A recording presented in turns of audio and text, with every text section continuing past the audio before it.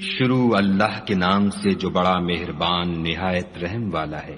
اے محمد صلی اللہ علیہ وآلہ وسلم، جو کپڑے میں لپٹ رہے ہو، رات کو قیام کیا کرو مگر تھوڑی سی رات، یعنی نصف رات یا اس سے کچھ کم یا کچھ زیادہ، اور قرآن کو ٹھہر ٹھہر کر پڑھا کرو۔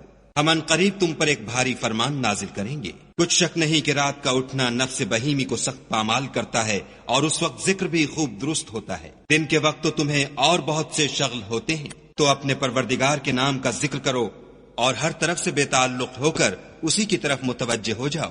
وہی مشرق اور مغرب کا مالک ہے، اور اس کے سوا کوئی معبود نہیں، تو اسی کو اپنا کارساز بناؤ۔ اور جو دل آزار باتیں یہ لوگ کہتے ہیں ان کو سہتے رہو، اور اچھے طریق سے ان سے کنارہ کش رہو، اور مجھے ان جھٹلانے والوں سے جو دولت مند ہیں سمجھ لینے دو، اور ان کو تھوڑی سی مہلت دے دو۔ کچھ شک نہیں کہ ہمارے پاس بیڑیاں ہیں اور بھڑکتی آگ ہے، اور گلوگیر کھانا ہے اور درد دینے والا عذاب ہے۔ جس دن زمین اور پہاڑ کانپنے لگیں اور پہاڑ ایسے بھربھرے گویا ریت کے ٹیلے ہو جائیں۔ اے اہل مکہ، جس طرح ہم نے فرعون کے پاس موسیٰ کو پیغمبر بنا کر بھیجا تھا، اسی طرح تمہارے پاس بھی محمد صلی اللہ علیہ وآلہ وسلم رسول بھیجے ہیں، جو تمہارے مقابلے میں گواہ ہوں گے۔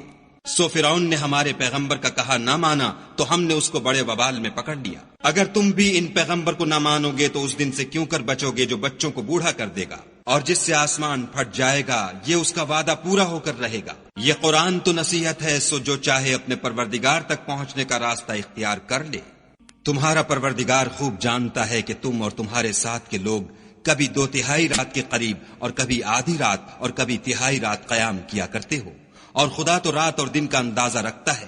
اس نے معلوم کیا کہ تم اس کو نبھا نہ سکو گے تو اس نے تم پر مہربانی کی، پس جتنا آسانی سے ہو سکے اتنا قرآن پڑھ لیا کرو۔ اس نے جانا کہ تم میں بعض بیمار بھی ہوتے ہیں، اور بعض خدا کے فضل یعنی معاش کی تلاش میں ملک میں سفر کرتے ہیں، اور بعض خدا کی راہ میں لڑتے ہیں، تو جتنا آسانی سے ہو سکے اتنا پڑھ لیا کرو، اور نماز پڑھتے رہو اور زکوٰۃ ادا کرتے رہو، اور خدا کو نیک اور خلوص نیت سے قرض دیتے رہو، اور جو عمل نیک تم اپنے لیے آگے بھیجو گے اس کو خدا کے ہاں بہتر اور صلے میں بزرگ تر پاؤ گے، اور خدا سے بخشش مانگتے رہو، بے شک خدا بخشنے والا مہربان ہے۔